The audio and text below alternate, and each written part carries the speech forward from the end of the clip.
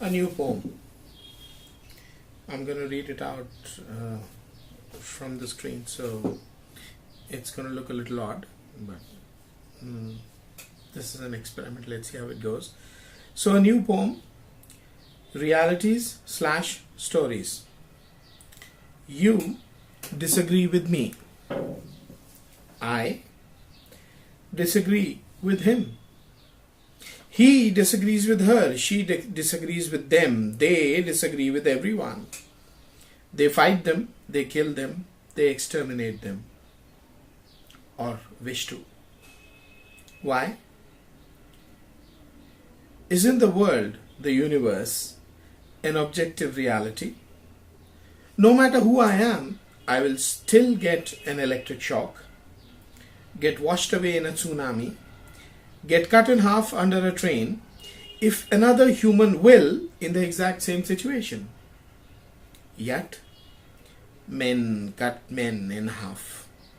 Over religion, politics, and a host of other bullshit. Why? Simple. Because despite our bodies living in an objective world, our hearts and minds live in a fictive world. A world made of fiction, stories, imagined reality, subjective truth. Each of us has our own stories.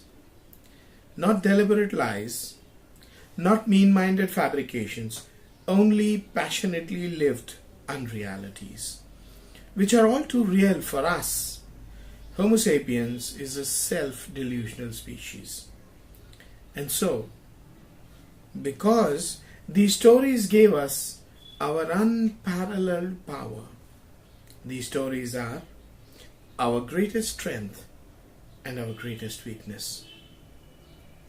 We achieve because of them. We get our drive because of them. We strive because of them. We survive because of them. We thrive because of them. And we are today alive because of them. And tomorrow, we will die because of them. Why? Because we are now far too powerful. It is fine for a weakling to live in an imaginary world. All he hurts is himself. But one whose writ runs on entities other than himself hurts all others when he forces down decisions based on unreality, which is what every subjective reality is. The only right way to live is to be aware of one's stories, of one's subjective realities, and keep them a level below the objective reality.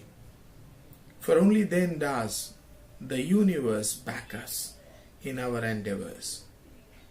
Those who prioritize their subjective reality over the objective one are a threat to themselves and to the world.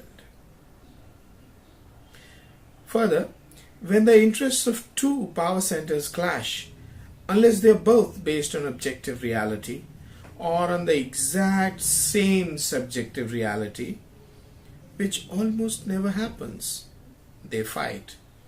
And thus, there is collateral damage. The greater their power, the greater the damage. We, Homo sapiens, are on course to create a lot more havoc than what we are already guilty of. Perhaps we are the secret agents of destruction, created by greater powers that seek the destruction of all that we have ever held dear, in order to create a new world. Or perhaps our universe is a mere video game of a god kid who is trashing this play since his mom wants him at the dinner table forthwith. In any case, it doesn't matter. A human-driven cataclysm is written on the wall. Nothing I or you, dear reader, can do will ever change it. Humankind is doomed. As is the bountiful earth, what we have always known her to be. That is my story. I fervently hope it does not turn out to be the objective reality. Epilogue. The real reality, of course, being the unmind mediated reality, shall always remain the known unknown. And then there is the matter of the unknown unknowns. Thanks.